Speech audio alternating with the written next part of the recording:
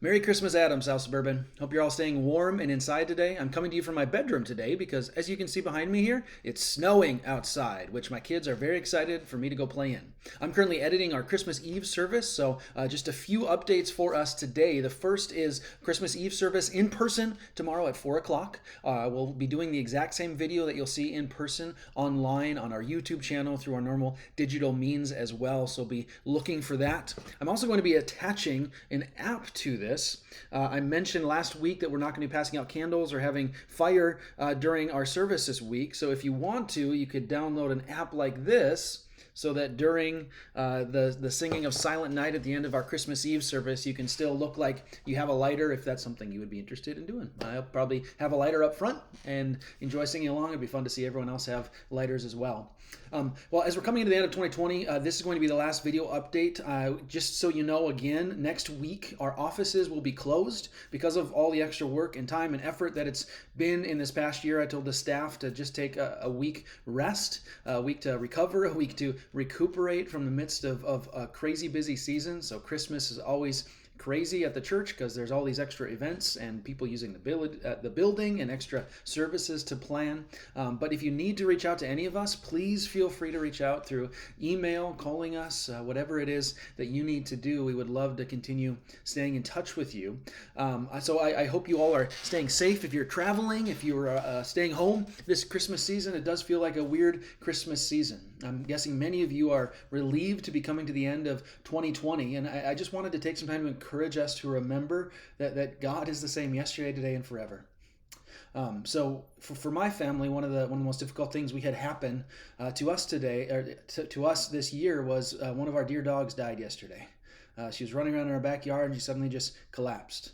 And it kind of feels like an appropriate end to what has been a very difficult year for very many people. I know it's just a dog, and so there's an element that it's like, why are we so sad and upset about it? But they become a part of your family. They become so connected to so many things that you've done. And I know we're not the only ones who are wrestling and struggling through loss right now.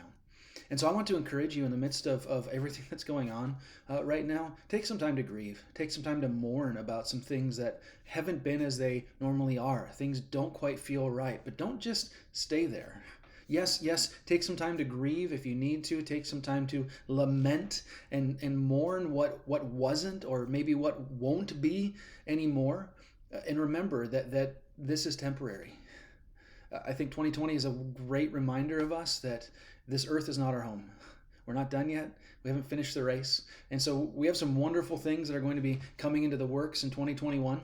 I also think it would be worthwhile mentioning that as we're coming into the end of the year, if you would like to make any end of year donations, please make sure that you get those postmarked by December 31st. So as any of you are getting bonuses or year end things like that, we would love to continue using your faithful giving to come alongside, support, encourage, and equip our community, Apple Valley, the surrounding south suburbs. We're excited to see God continue using us, leading us, and guiding us into the future. So Sunday, we'll be having a fully online service again. It'll be done just by Jeremy and I. So we've already recorded the music. I'll be recording the sermon part pretty soon here. It should be a fun little something different for us to participate and celebrate in together. We'll also be fully online again January 3rd, but it will be our last fully online service. We'll begin our I Am series then, going through the way Jesus talked about himself in John's Gospel, and we'll be continuing that up through February.